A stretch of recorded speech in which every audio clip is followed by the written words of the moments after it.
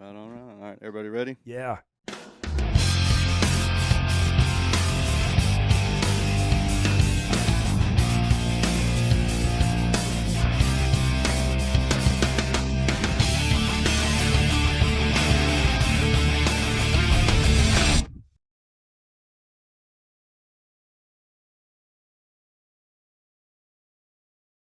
Welcome to Stunt Stories.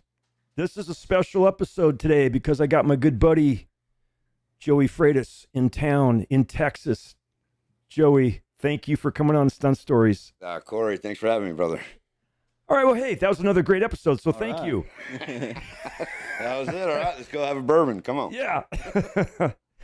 So, you guys, Joey and I, was it Transformers 1 that we first met? I think so. Transformers 1. And where were we? In New Mexico or? Alamogordo. Alamogordo. And I love this guy because I was trying to back up the Bumblebee and I couldn't.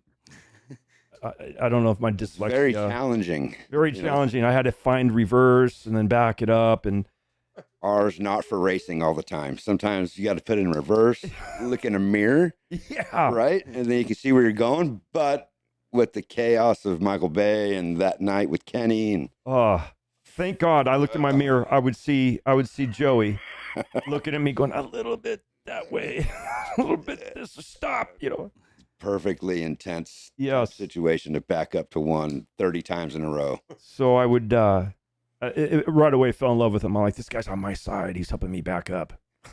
I should know how to do that by now. Right. The stunt driver needs help driving? Yeah. Yeah. No, just backing up. Oh, okay.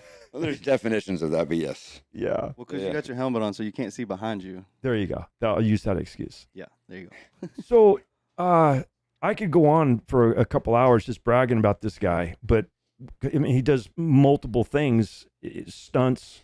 He sometimes goes out and helps shoot second unit footage and stuff and brings in the picture vehicles and multi-talented. But I just thought it might be fun, rather than me just shooting all the questions at Joey, to get some questions from you guys about his career, what he does, and who he's worked for and with. And Well, we do. We know you both have worked with Michael Bay, and we know how lovely that is. You want to?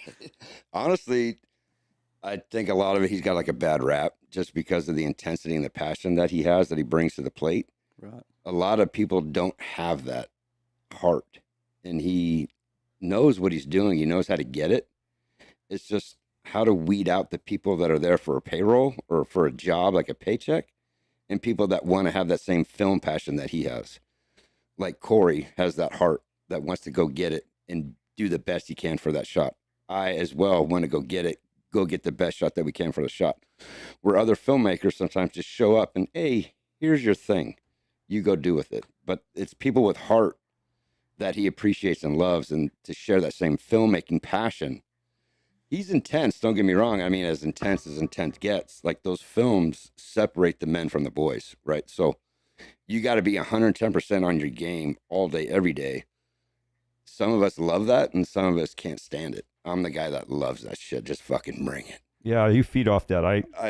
That's just my intensity. Like, I was raised with it, and then the military, and then offshore, and everything and anything I do in life was just, if you're going to do it 110%. That's how I was always taught.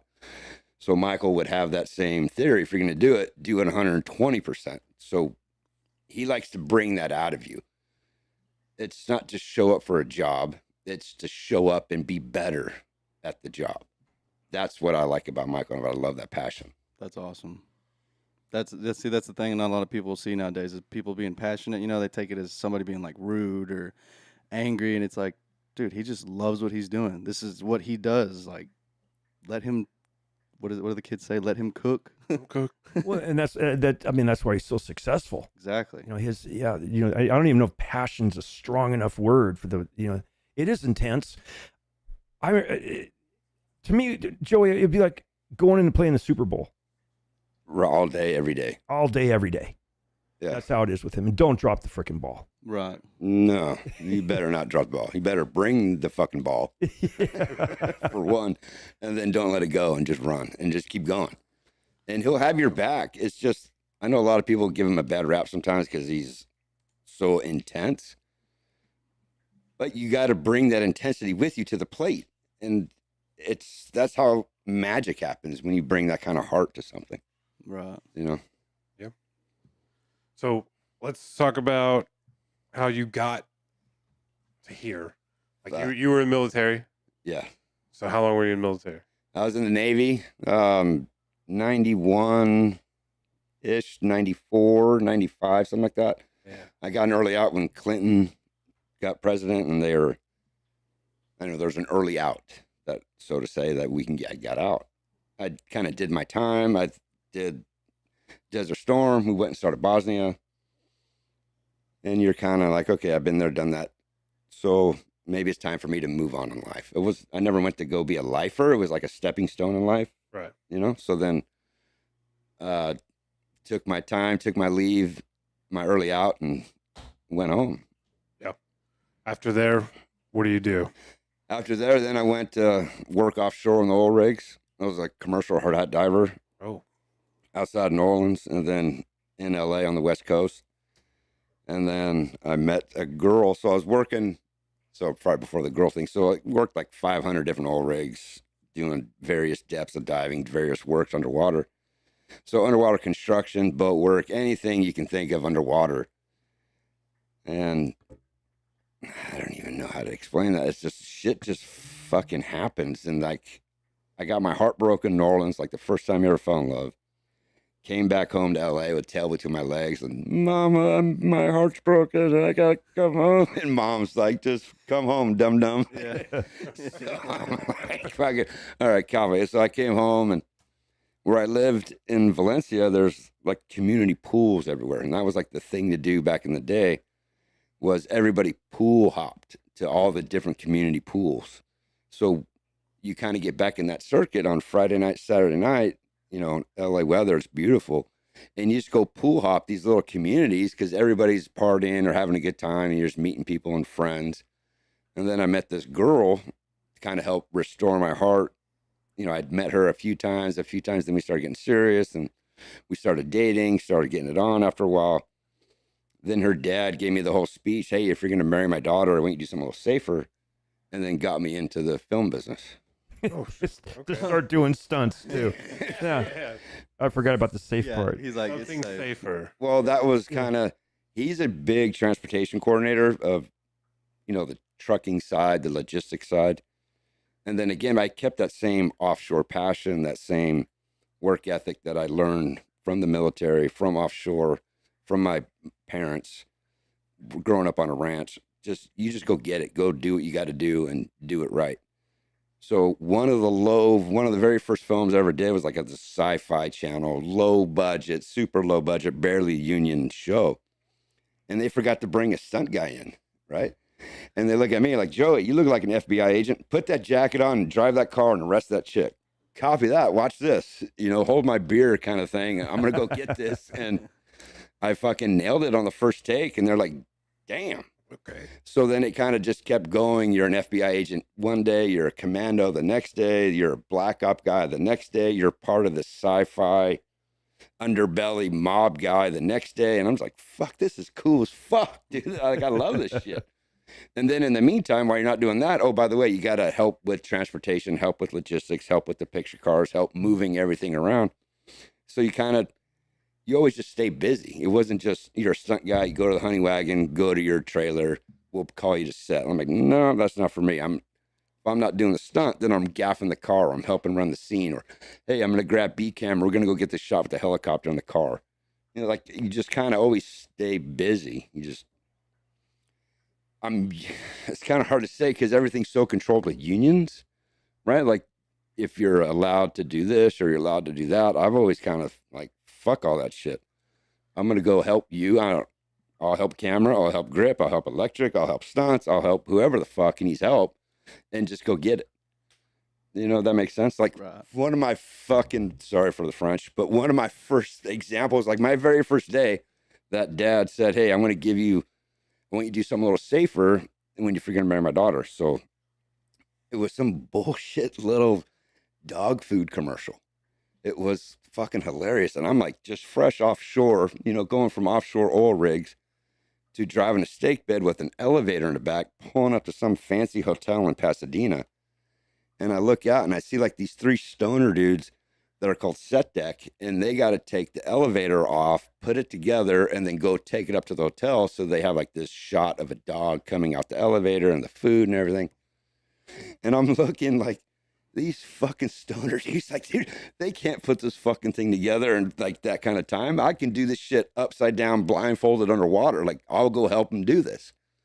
So I get out and I'm helping them offload, and I'm helping push it up to the hotel, and the Teamster gang boss comes at me. The fuck are you doing? I told you to fucking stay in your truck. We don't fucking do this shit. You get the fuck back in your truck now. And I'm looking at him like, what the fuck? Like, I've never had to do any, like, who the fuck are you talking to for one? Like, what the fuck? It kind of like dumbfounded me, because I'm like, this fat fucking dude, like, who the fuck are you talking to? And all you were doing was just trying to help these I'm guys. just trying to fucking help the dudes. Yeah. Like, what the fuck? So I kind of go, fuck it. Okay, I'm sorry, guys. I got to go back in the truck, I guess. So I go sit in the truck for like 5 minutes contemplating. You know what? Fuck that dude. I'm going to go help these guys do this fucking elevator. So I went up and helped the dudes put the elevator together. And then he started bitching me out. And I had that look in my eye, that glare back in the day where you can just like kind of ping someone with your eyeball. And he kind of just go, oh, fuck. Right. And went off and walked away. Called the dad. And then the dad calls me like 15 minutes later. And he's like, hey, so how's it going? How's your first day? And I'm like, well, you know, I guess I pissed the guy off. And he's like, well, maybe just try to get along and do what you can, but just keep it up. So fuck it. I just helped the dudes with the elevator, got in the truck, and went off and never worked for that guy again. So that was that, you know? Oh, That's awesome. God. Kind of a stupid fucking story, but that was like my Great. day one in the movie business. And I was just like, this segregation of unions of like grips can only do grips, set deck can only do set deck, art only does art. I'm like, well, you need help, and I'm gonna help you. Yeah. So how it didn't go well the first time, right? I mean, No, it didn't go well at all. How have you managed that after? Because I mean, it sounds like you're Swiss Army knife. You do everything here. Well, I kind of said, fuck that dude, and I don't really care. I'm gonna do what I do the best that I can. So I met a few others during those first 30 days that you got to drive and get your days in the union. And then I went back to offshore. I went back to San Diego and was doing like a mile-long bridge for the Navy. That job was literally ending like on a Friday. A guy I met during those 30 days called me up on Wednesday saying, hey, I got a show. Can you come up Monday? And that was that low-budget sci-fi movie I was just telling you about. So I went and started that with him on Monday. And that dude kept me busy for like a year straight, like weekends, everything, just work. And it's like, hell yeah, bring it. Come on, let's work. So always having like the proper attitude, smiling, happy, like you're there for a reason. You're not there just to show up and have a job. You're there to help, to create, to inspire, help other people. And that work ethic, I like to think, kind of helped propel me to where I am today. Yeah. Sitting next to Corey. Yeah, I mean that's what, Who he helped me out. I don't know if you recall. I had to go do a live event for a Dukes of Hazzard thing, flip a police car over or something. I forget, in Maine or something. And I had to sneak off to go do this. We were working on Transformers, and so without Michael knowing, Joey jumped in the Bumblebee and was driving and shooting all the stuff, and because Michael thought it was me, right? Yeah, there's a couple of times that happened. A couple of times. One time in Hong Kong, especially, I get out of the car and he's like, Corey. And I'm like, I look at him, no, I'm not Corey. Joey, hey, go back over there, reset, go back to one. Yeah, this dude could do everything. He could do everything. It's amazing. And the thing I love about this guy is his, not just his willingness, his eagerness to help others. Yeah. I remember in Phoenix, it was like 160 degrees out. It was just blistering hot. You were walking down the highway. You had 2 walkie-talkies on. You were queuing and all of these military vehicles coming, like 20 or 30 of them, and the helicopters, and then jumping into one of the picture vehicles to also do the shot. And I'm like, I'm just trying to control just one walkie-talkie and know what's going on. You on pilot? 'Cause you flew helicopters. Yeah, right? I'm a helicopter pilot as well. So that's the other thing with communications and with Michael. He's the one that would give you the chance or give me the chance to go do that kind of stuff. So I could gaff the 20 cars. I could be in the scene with the other cars, help with the air to ground communications with the aerial side, and then communicating with Michael. So it wasn't just 2, it was more like 3 radios. So you have like a channel to Michael, a channel to stunts, and then a channel to the air to grounds, and then communicating and just processing that fucking chaos in your mind on a split second to kind of help things go, I guess. On 3 hours of sleep. Shit. Yeah, sometimes 4, sometimes 2. Unbelievable. I see why he doesn't just sit still. He's all going back and forth. He's like, I gotta do this, I gotta do that, I gotta go do this now. Yeah. Wait, you guys got a Red Bull? Let's get him a Red Bull. Then you're gonna really see something. Right. No, but it's like the pressure though too is like I love and that I was known. So Michael's notorious to like just I got this video I could show you guys. It's fucking hilarious. We went to dinner and we're kind of explaining like our first times working together. And it's his intensity that I'm passionate with, like I understand. But like one of the times with Michael was how I always looked at it was my mom's got more attitude than you, dude. Like my mom would literally like take off a shoe and like beat you with it and then put it back on and then have the same attitude as Bay, like the fucking I'm just going out with my friends, Mom. We're just going to get a hamburger. You know, that kind of mentality. Or if you're in the military and you're a drill instructor, you know, you got to do all this. Oh, you want 50 push-ups? Well, I'll give you fucking 50 more, motherfucker. You know, you just got to, I don't know, something in my mind, you just have to like adapt and then overcome the challenges. You know what I mean? Matching that energy too. It's probably a shock to him, you know, if you think about it. Yeah. Like he comes at you and you're like, all right, you son of a bitch. And He's like, watch this. Yeah. He's like, what's wrong, Joey? And you're like, what? Yeah, no. No, nothing. I'm just passionate. Yeah, I'm just passionate. I'm very passionate, Michael. I'm ready. Let's go. And then people are looking at you like something's fucking wrong with that guy. You have that look in your eyes. It's like, maybe we'll just leave him alone for a minute. Yeah. But it's the processing and. Did he pass a psych eval? I am the fucking psych eval. You gotta come through me. It's just that mental toughness, you know, that mental side of things that I like to, go to those levels. You know what I mean? Yeah, it sounds very motivational. Like you know, The Rock. He's always very motivational and stuff. And speaking of that, we see that your first movie was The Scorpion King.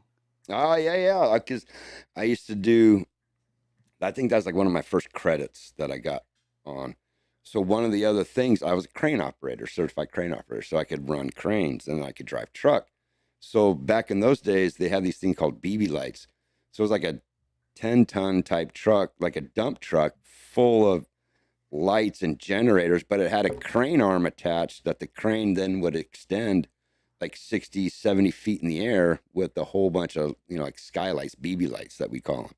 And it would light up the whole fucking valley at night. And it was like all these night scenes that we were doing. And Right. it was kind of one of those, I didn't have a clue what the fuck I was doing. Take that truck and go park over there, get that stick up and light that field. Copy. Yeah. Yeah. I mean, for me, it was like boring as hell, but it was also just learning. You're learning something new. That was part of the thing, just always learning. Yeah, I do construction, so that's what I know what you're talking about. It's like I love learning. It said driving credits, so we were wondering if it was the camels. Yeah. Right. No. Is he drifting a camel? No, that was when I was in Saudi. We did a little camel racing over there. Yeah. Oh, for Hidalgo? No, that was Mexico. That was Mexico? Yeah. Yeah, they were racing donkeys down there. Hell yeah. Yeah. We were running trucks and going through Nuevo Laredo to Laredo, Texas. Like that's kind of our entry way down to Hidalgo. That was pretty cool. Damn. You know what we've never done, you and I? We've never done a car chase together. Like you and I. Right. We got to put that on the bucket list. Yeah. I think we've been in sequence on some things. Yeah. But usually 9 times it's either you or me in that same car though. Yeah. You're more of the, I like to consider you my stunt double sometimes. Okay. Or you would look at me as, you're my stand-in, Joey. But it goes both ways. Did y'all both worked on Fast and the Furious Tokyo Drift, right? I worked on that. Did you work on Tokyo I Drift? did a little bit, not a lot. Nothing crazy. Nothing. I was like in the car hauling days when you're just bringing cars up, and it was 3 weeks, if that. It wasn't anything to brag about. Did you like fangirl out when you saw Corey Eubanks? No, I don't know. I don't even know what that means. Me either. It sounded Like- weird. like, No, like- I don't do You that. know, how, like fangirls, they're like, oh my god, it's blah Oh, blah blah. No, whatever." because remember the first time I met him, he needed help backing up. And I lost all respect right out of the gate. Like, this motherfucker can't even back up 50 feet. Holy Yeah. shit. Of course, like this, I can't turn. This is as Yeah. far as I can turn. No, oh, gosh. just the funniness, and like there's Kenny right involved, and dude, I love Kenny to death. He's just fucking hilarious. But He was the stunt coordinator when we. he is like, him and Michael are like two brothers, like long lost brothers. So Michael gets crazy. I get kind of elevated inside and just like, all right, let's fucking go. Right. Where Kenny will be like, no, fuck you. We want to fucking do it. They're like two like little bitching little sisters or brothers, right? Like going off on each other. So they're having like their tangent moments, and Corey's in the car just wanting to drive. And it's kind of like, well, who the fuck is telling Corey what to do or how to do it? So that's where it's obviously, we know Corey can back up 50 feet, but I just thought I'd help. With your help. Yeah. Put him back on the exact same path, at the exact same start, at the exact same track width. You Wait, know what I mean? was that when he was inside that That was that night. and he was operating the camera and I had to bust through the wall? Yeah. So I got Michael Bay in there operating a camera. I can't handheld kind of thing. handheld. I can't see him because this wall's in front of me. That's why I was so imperative. I had to go exactly straight because I come in and hit him because I couldn't see him. You know what I used to love is Kenny Bates would come up. Hey Corey, here's what you're gonna do. You're gonna go down the street and make a right. This is just a hypothetical example. Go down the street as fast as you can, then make a right. I said, okay, Kenny, got it. All of a sudden, he walks away. Michael Bay runs up. What did Kenny tell you to do? He wanted me to go down and make a right. No. Just go straight. Just go straight. Don't listen to him. Go straight. I said, copy that. Then Kenny comes up. What did Michael say? He said, don't make the right. No, you work for me. You make the right. Okay, we're rolling cameras. Dave, what would you do? I'd flip the car. And they're like, action. I'm like, shit, do I make the right or do I go straight? I'll make a left. Right? Yeah. Look good. Do it again. Yeah. Just do a complete 180. Come back at him. Yeah, just do something unexpected. This is serious. Yeah, but like Joey, when Bay would go over, what was that thing you guys did? 12 Underground. What was that movie? Oh, Six Underground. 6 Underground. Yeah, that was pretty intense. He's like the only guy from the American team that he would take, right? Yeah, pretty much. Well, there's like ADs, but like on that stunt car level, aerial level, it was pretty much me. Yeah. Crazy. Yeah, that was a pretty intense, fun, holy gambit of chaos of Italy and Florence in 6 weeks of just one single car chase, like gag after gag after gag. It was pretty awesome. It was a good, fun little. Dave, do you know what a gag is? What? When Joey just said a gag, No, I don't know what that. do you know what that means? Not like a gag you put in your mouth, but like a gag that you see on film, like a little Stunt. trick or Yeah, like something. Okay. Yeah, Okay. a stunt. like you know how like comedians have their bits. No. How are you gonna be a comedian and not know what a bit is? A little joke, you know, Oh, like a little yeah. bit, Like a yeah, like- real bit? yeah. A little bit. Yeah, When a you little asked bit. him gag, I was like, oh God, please, this comedy's Yeah. gonna come out and he's gonna say something bad. I was thinking about Have it. guessed. Yeah. I'm trying to be cool. I do have a question. Corey has a bit of a cross-dressing problem. Have you talked about him? Every now and again, I got some photos that. Have you talked about him with this? Well, I think we're gonna do an intervention maybe. Right. Yeah. I think it's time. Every day we Yeah. see him in like a wedding dress or Megan Fox get up. The Megan Fox get up was pretty awesome. That was pretty awesome. Was he the one that was yelling Megan that one day? He's like, Megan. No, Megan. You're like, I'm Corey. Yeah, no, I'm not making him Corey. See, also, I was once Cameron Diaz. Once Cameron Diaz. Yeah, I made a good Cameron though. I bet you did. I bet you did. In your mind. In my mind. Yeah. His Yeah. voice was so perfect in that. Oh, shit. Oh. The stupid shit we do for a paycheck. Seriously. Tell me Yeah. about it. That's the truth. So being in the Navy and stuff, we've noticed you worked in a lot of like military movies and TV shows. Are you like the main dude when they come to ask like the? No, it just honestly a lot of it's picking and choosing the films that you get to do, and then just so happens maybe I'd lean more towards that way, Right. to kind of help honor it the best I could, to be honest with you, but not by any means. And you're like that guy for that. That's not Right. I'm just the luck of the draw kind of thing. 13 hours. That was motherfucker. That was so awesome.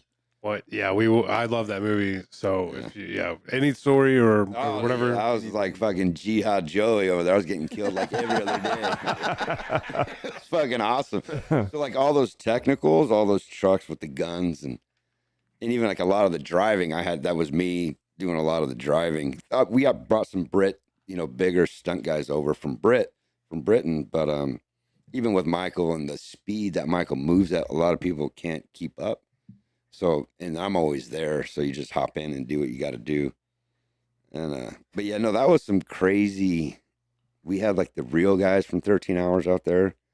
We had like the teams. Then we had like Harry Humphreys, who's like one of the originators of the SEAL teams. He was there as Michael's like military advisor, and then he brought his real deal guys out there. And it was just an honor and a privilege to work with like that group, that team, and then telling and honoring that story. That was just like a unbelievable kind of experience in life. And then being in Malta for that time and that duration, it was like a real magical kind of, I don't know, like it was just cool as shit. Like fucking like one of those projects that like you'd want to try to go get. It just happened to be Michael, and then him saying, "You're going, like, let's roll." And I was like, "Fuck yeah, let's go." Oh yeah. It was Yeah. like crazy ass stories. Like, fuck, how do they get? After a while, I'm sorry, but they all like start blending in together. Especially with Michael for like 20 years worth with Michael. It just got to take me a hot second to think of something drum up. I know. Like one of the ones that like sticks out the most. So we're in Morocco. Right, so like on distant location in Morocco, in Rabat, and we're doing like this beach scene with a blown up tank on the sand, and then we do some other driving instances coming up and down, the teams being escorted out. I'm doing a driving sequence with Krasinski and Badge, and we'll just leave that one off. Anyway, that's another funny story in itself, but that's not really for the radio. But those two dudes are cool as fuck. I love those guys. But it's kind of funny when you see them again and they're like, I remember you. I remember fucking from Morocco. We kind of got overrun by rioters. So we had like this location guys. And during that time, it was Ramadan. So like in the Arab culture, like you can't do nothing from sun up to sundown. No cigarettes, no food, no water, no nothing. So they're kind of already agitated, pissed off by noon. So by like 2 to 3 in the afternoon, shit's going to go down, like fights or yelling, arguments, chaos, craziness. It happens just during that time frame. And no disrespect to those dudes, got a lot of friends and they're solid people, like so not being racist. It's just part of that thing. And I love my Arab brothers. It's all good. But like during that time, so it's like 2 in the afternoon, one of the location guys was like kicking this little kid off set because he was just hanging out wanting to watch and see what was going on. It's a big Michael Bay movie in Rabat in Morocco. It's like, that's never happening. So him and his little buddies just want to come check shit out. But the location guy kind of took it backwards and was like shooing them off. And then they get a little passionate, Arabs, and they get a little vocal and yelling at each other. And I guess the kids went and got the dad.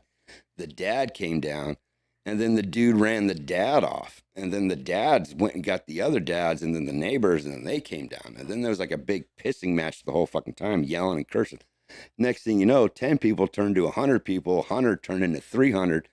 And holy fucking shit, we're getting overrun. Now they're going to start taking over the whole fucking set because we just lost total control to where Harry Humphreys, who's like one of the first SEALs ever, and even his guys are.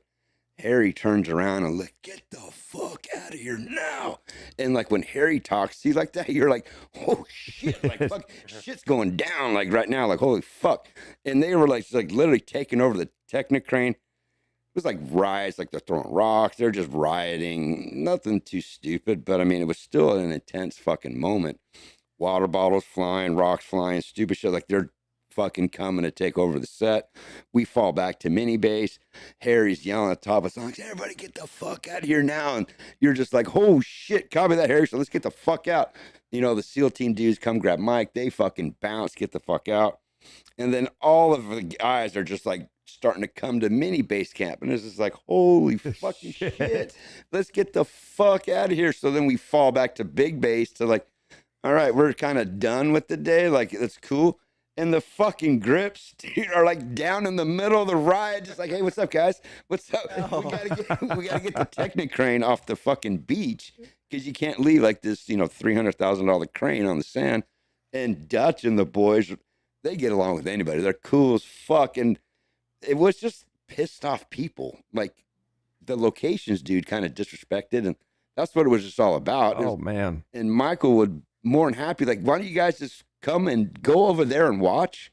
Like, no problem. But you know, sometimes it's 2 PM, you're pissed off already, and then people start yelling at each other, and it's just like it just turned to shit real quick. But did it really or not?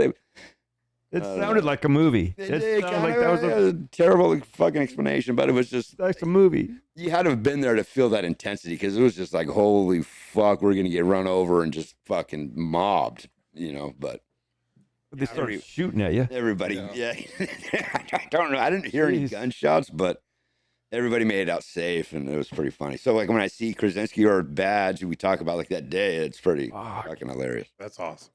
Yeah. That's awesome that Krasinski's cool, man. Yeah, no, he is. Those dudes are cool. And James Badge Dale, cool as fuck. Those dudes are really nice. They're like just one of the boys. Yeah, you know? That's awesome. Yeah, It's funny seeing him go from The Office to that. Yeah, you know, yeah, it's yeah. like, yeah, Okay. that was a big, switch for him, and Yeah. I thought he did great. yeah. Oh yeah, he showed range, man, for sure. Yeah. And he directs and stuff. Oh doesn't he? yeah, The Quiet Place, and Yeah. did some stuff with him on that, and yeah, it was pretty fun. How was that? It's pretty good. That was just a little, a smaller budget type film. Were the monsters pretty cool? Were they mean? We'll leave it. We gotta watch the film. We gotta watch the film. It was real quiet. Yeah. I kept trying to turn my TV up, but it wasn't working. I couldn't Right, hear nothing. right. Oh man, you got anything you want to talk about, Corey? I just wanted to see this guy shine today, man, because he's got some great freaking stories. Yeah. You know, and it's seldom he's the most unbraggadocious person I know, and just to get him to even come today, I thought for sure it was gonna be a hard no. When I said, "Hey, we're gonna do this podcast. You want to come on as my guest?" And I thought I was prepared for him to say, "Hell no." Yeah, So- when you text me like, "Hey," I was like, "Oh shit," he said no, and you're like, "Can we move it to 3?" I was like, "We can move it to whatever time, man." Yeah. Right. And I think this is probably your first podcast. Yeah. So it's for this. I mean, it's what a treat. Hey, what episode is this? 77. Wow, first time, 1 out of 77. All right, I appreciate that. No, what is it? 14. 14. I knew there were 7s in there somewhere. All right. And what one do we do with John Frazier? What was that? That was 8. Number 8. Oh, he's a living legend. His stories are like legendary. You and John you guys got stories. He was tell stories from, I don't know if he tapped into it, like he'd have these Christmas parties in LA at the Magic Castle, at this fancy magician castle in Hollywood, and he freaking acts like he owns half the place, like he built half that place. It's just the stories that guy John has is just legendary. Like where the doors come from, where this scene comes from, like this mode in the hotel comes from. The history he has for film in LA is just. We had fun with him. He's kind of got, as you know, he's got that sense of humor. Yeah. John Frazier's got this sense of humor. It's a little, you have to kind of understand, go, oh, okay, so that was a joke. Okay.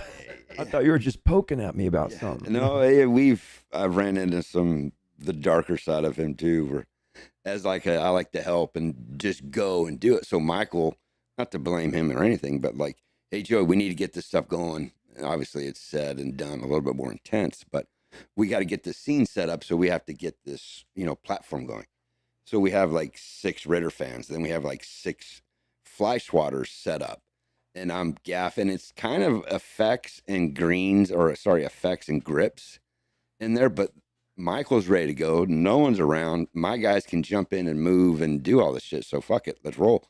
Everybody get in. Let's move, set everything up per Michael, right? And the thing was like on 4 or that big fucking water platform, or it might have been 5 outside in Michigan.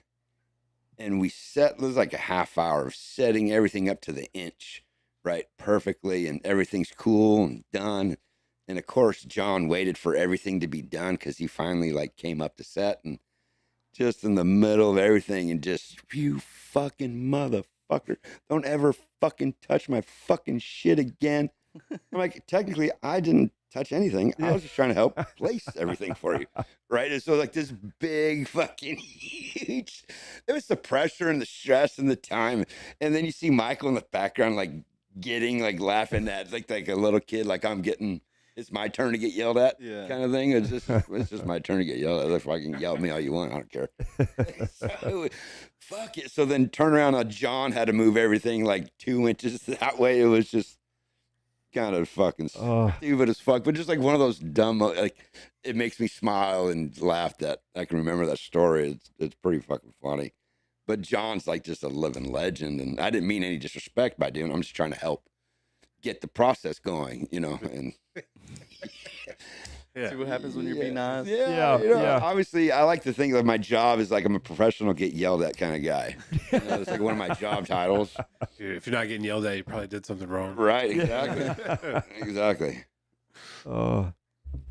Have you been killed in movies? Yeah, that's for 13 hours. That's why I was Jihad Joey, because I was like getting killed like every other day. So that was kind of a hoot, fun kind of thing. Yeah. There's an art, right? There's an art to it. There is. You gotta drop a certain way. You gotta drop a certain way. You gotta do the head thing a certain way. You just gotta do like the body movement and then fall a certain way. You gotta crash the car a certain way. So that's the only time you're not moving around. Right. You When it gotta hits the pay ground. me to sit still. Yeah. You're like, don't move. He's like, But then you're still talking too. Sometimes you're like talking shit to the guy next to you who's dead. And it's fucking hilarious. don't laugh. Don't laugh. He's like, Oh. fuck. That's funny you say that. On Bass Reeves, we were doing this thing with, and all the guys are getting shot and we're just falling down. So that we run past the guys who have already, right? And I'm kicking dirt in their face and stepping on them because they can't move because you're dead. Don't move. Don't move. Right.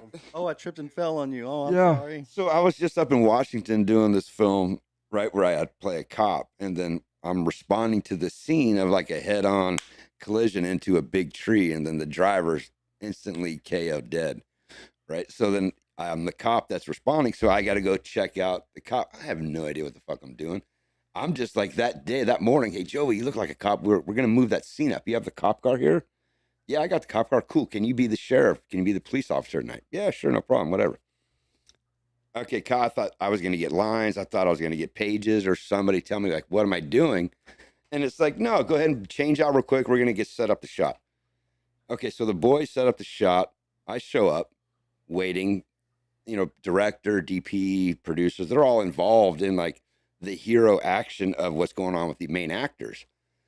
And then they're like, okay, Joey, pull up over to here. I'm like, okay, copy. No, back up again, turn the lights on, and then pull up. I'm like, get out and walk up to him. Oh, that's the direction. That's the direction they're giving you. Like, okay, copy, let's figure this out. So I pull up, lights on, get out, walk up to the dude, and it's like the main actor of the movie, and I'm like just mad dogging him because I have no idea what the fuck I'm supposed to say. Right? And he's talking to me, and I'm just like shaking my head like a cop would do. Like, I'm like, okay, sure, okay, sure. And like, I fucking trying to ad-lib a line. I'm like, I don't know, shit, am I supposed to talk? Am I not supposed to talk? Because there's like a thing if you talk and get caught or busted. And I'm like, I'll just play it easy. I'm not going to say anything. And then, okay, great, Joey, do it again. And I'm like, okay, copy, I guess. Yeah, that's your direction. That's my direction. So now I'm feeling a little more comfortable with the dude. And I'm like, so, sir, excuse me. I start saying stupid shit, right? You do a whole monologue. I didn't get that bad, but I started saying a couple little things. It was fucking hilarious. And then, so I got to go. So the main actor goes back, walks away back to his vehicle, and I got to go check the crash scene out. So we did this like fucking 20 times of me like walking around the car with the flashlight in the middle of the night, raining, super dark outside.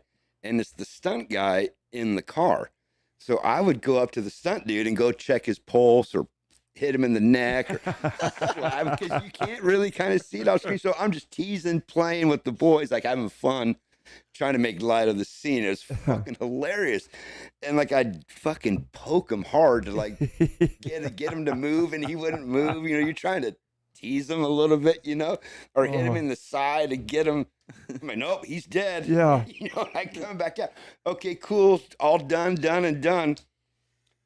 Wait a minute, we got to do a pickup shot, Joey. Hang on. So we're going to do this one more time. So do the same thing and go up to the car and go, you know, do what you did to the guy and cool. And I look at the guy and I'm like, damn, he changed awful fast.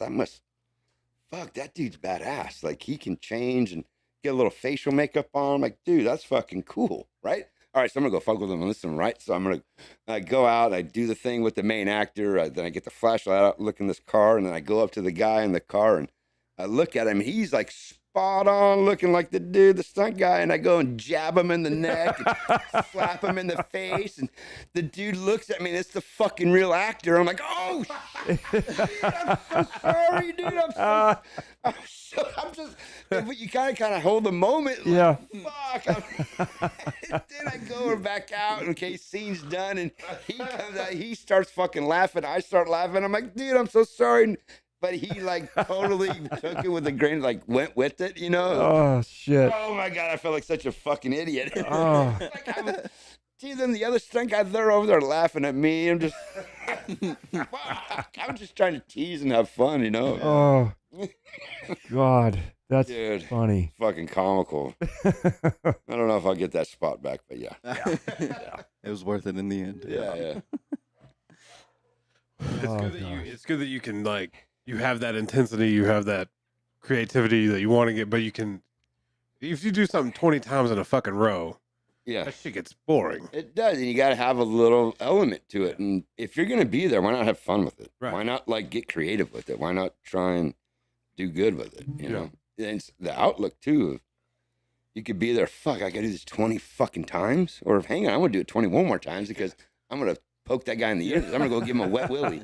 You know, fuck, I should have done this on that one. You know what I mean? Like, I like to think of it in more of a positive light than the negative light. You're like, you know? I can do this. There's a lot of times that we will instigate practical jokes on camera that everyone else is oblivious to, like what you were doing. Right. You just reminded me of when I was doing the remake of Knight Rider, and Joey Becara, big 6'4" stunt guy, he's playing a cop, and I got to drive up in the Knight Rider car, you know, with the black hoodie on and everything, and you know, because the car drives itself, right? But before I drive up and pick him up in the intersection, he's supposed to jump in the passenger seat, and we're supposed to take off. I moved the seat all the way forward. It was like, he's 6'4".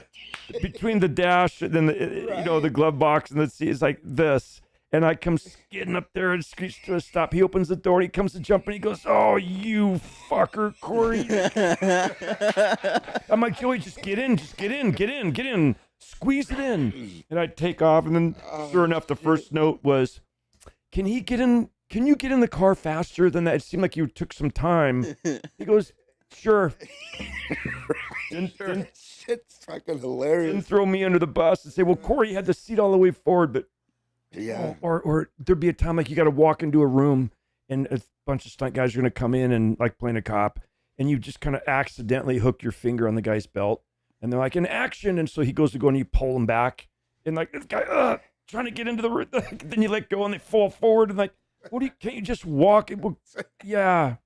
Sorry. I remember one time with Corey, we're doing this movie G-Force, and we're down in San Pedro, like in the wharf area, in this huge parking lot. And there's like a big carnival going on for the show, and fireworks are going off. And Corey's got to come in and do like this 360 through this fireworks show, and through the crowd, through like some booths and stuff, and stuff's flying, like typical circus stuff's flying around. And there's this guy, Gene Hartline. old timer dude from back in the day, OG stunt dude, badass, cool dude, but ornery. Like you kind of got to win him over a little bit. He's like a grizzly bear that can turn teddy bear on you. Yeah. Cool dude. And he kind of helped with Corey. I learned a lot from him. Like kind of taught me how to like be in the moment, but then have fun with the moment. Because Corey would come in and throw this slide around like 20, 30 people, and everybody's got to run and get out. And Gene and I'd be there and watch Gene, and he's like, we know where Corey's going to go. We know the speed. We know the angles. Like, we know our safe routes out, right? So why don't we have fun with it? So Gene would literally have like this bitchin' big old thing of milkshake. I don't know how he kept getting them, but every time Corey would come in and throw this slide, Gene would just walk right by, perfect timing, and throw the milkshake at Corey's window. And then doing this, and then that was like the part of me, like, instead of being like so intense and oh my God, this is fucking real, like lighten up a little bit, keep the intensity, but keep the passion and fun in it. Yeah. And then like fucking throw a milkshake at Corey. And then speaking of these fuckers, right? So one of those scenes, I had to drive one of the vehicles. And I think it was Corey and Kelso. Fucking dicks. I'm still kind of new in the like driving for camera thing. And I'm like, I'll hurry up, get in my car, get it going, fire it up, air's on, and I go to put it in drive, and all of a sudden fucking confetti's flying out of all the AC vents as can be. And I'm like, really? Just like little pranks or stupid shit like that. It was Oh God. fun times back then. Yeah. Or we'd go to the 7-Eleven and go in one of those aisles where they got the aspirins and all the Q-tips and all this, and get a little thing of Vaseline and put it on the inside of the steering wheel. You can't see it when you're sitting behind the steering wheel. It's, you know what I'm saying? So when you get in there and you go to grab the steering wheel and you're like, oh shit. But they didn't know that you'd smeared it on the seat as well. So you're sitting on it and you got Vaseline ass and and they're like, in action. And you're like, oh shit, you're trying to drive. Yeah, a bunch of big kids getting paid to, Right? Because that's fun. because it's Yes. funny, Right. especially if they crash into something Yeah. and get a small wound. It's funny. Funny. You kind of do it though. I think there's a way. Obviously, there's the childhood stuff with us, but also it helps remind you to bring it back a level. You know, and it's to still have fun with your friends, to still tease, because the stupid shit like that, you do it in a way of negativity, but it also turns to positivity. Meaning, like you're doing a prank on somebody, but you wouldn't be pranking them if you didn't like them. If you didn't even know him, you probably wouldn't give him the attention. Unless you flat out hated the dude, and then that would be like a whole war and fist fights and stuff. But like this kind of stuff, it's Lighthearted. Yeah, it's fucking stupid childhood pranks. Where I don't know if we get away with it nowadays because Gen Z and all these fuckers are probably suing you for something. yeah. But in a way, back then, it's just a way to have fun. And Well, I work for the city, and if if the citizens saw half of the shit we do to each other, like when you're in a hole, you know, I'll get down there and start whispering in their ears and shit. I'm like, oh my God, he looks so good holding that pipe. Oh my God. Or, you know, we had to do a main break on Monday night. We were there till 2:30 in the morning. I'm holding up the bottom end of this fire hydrant, and it's so fucking heavy.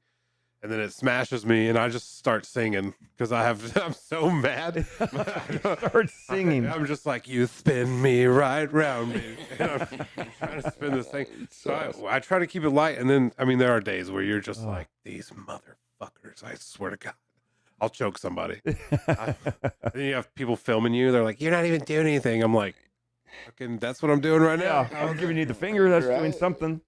Doing something. I'm supervising right now. serious. You got any stories from ambulance? Ambulance is a good one. That's a Hold on real quick. Can you push the mic like back that way? Like Oh, like that way? bend it and then and then you can turn it. Yeah. Oh, it's blocking his face for Yeah. camera. well, we can't That have that. there's good. How's that? Is that good? Yeah. Is that more gooder? That's more gooder. That's gooder. That's Yeah. better. Now we can see that pretty face. So Ambulance. ambulance, because I know you worked on that with Logan, my son-in-law. Yeah, Logan. I didn't get to work on that show, but I heard there was some good times. Or Yeah, that was some fun times, good times. We had a lot of driving, a lot on that one. Fast, short, quick. It was like a 45-day shoot, something like that. It wasn't that long. You know, that was downtown LA right there during COVID. And they were like one of the first ones to come back doing stuff right at the tail end of COVID, I think. And God, COVID during production. yeah, that was So ridiculous. painful with the testing and the mask. Yeah. And then just the stupidity behind it. I had a bus that I had to drive with a bunch of prisoners in it. And when you're on the bus with all these extras, everyone had the masks on, right? And then like, okay, let's roll cameras. Okay, everybody take your masks off. What? All of a sudden they just turn off COVID. Yep. Just for this scene, we're going to turn COVID off. You guys are fine. Nobody breathe.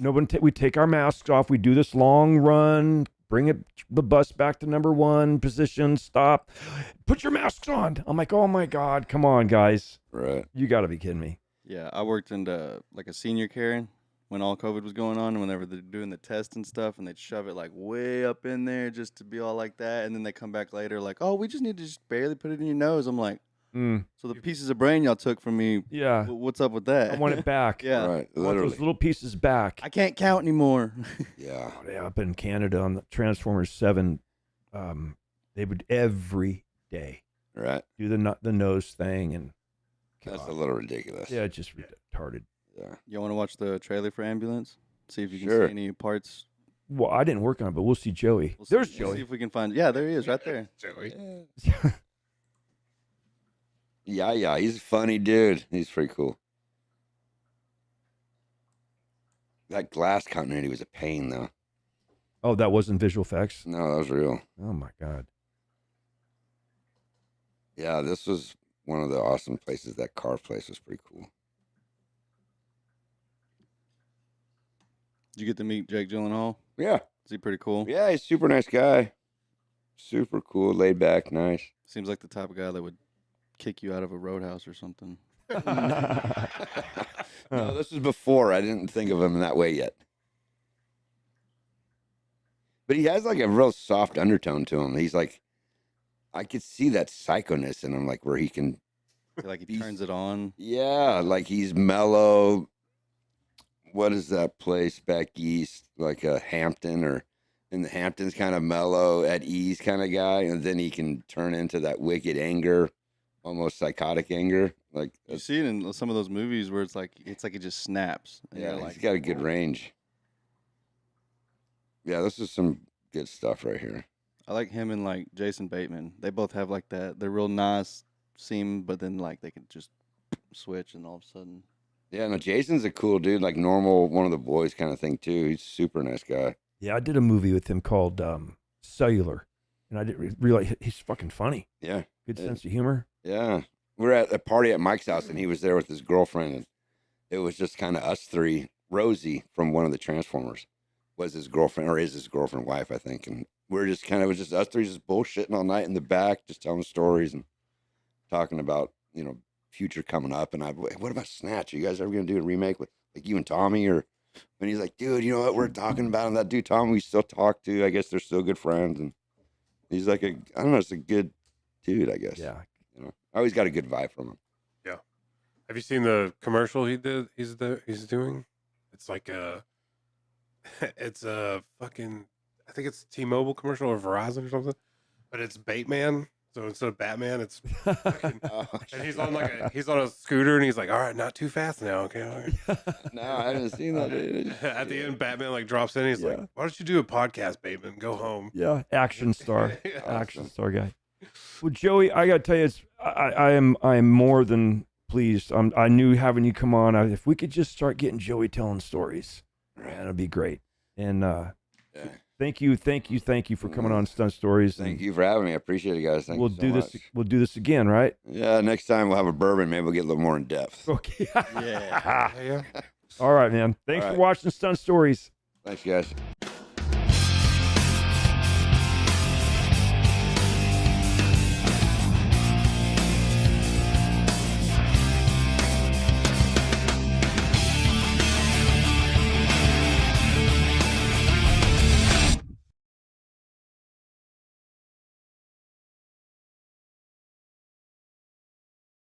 So I was like, I don't see the girls anywhere. looking around. I go, I'll just listen for their name. And half hour into it, she's like, I'll call them. He goes, where are you? He goes, we're at the rodeo. I was like, no, so where? We are here. She goes, Mom, we're in Granbury. We're like, oh, we went to the wrong. We're irresponsible parents. Went to the wrong fucking rodeo. That's fucking I hilarious. saw that on TikTok. I was all looking at the video, and the comment was like, went to the wrong rodeo, and I was like, oh no. At least it wasn't on the wrong day. How was that burger though? Unbelievable. Yeah. So freaking good. Because you know those people, right? Came from the meat market over here, the Tex-Kim or Thompson's meat market. Oh, really? Oh, by the Purple Goat. Yeah. They donated all that. No kidding. Okay. And hey, So, Joey, you're going to want to talk into your microphone, right? all right. Put it wherever you want to have it. Where it's Yeah, I don't know. I might have to be Convenient. controlling. yeah. Copy that. Or just talk loud. Oh shit! Here we go. I mean, I can hear him, so. Okay.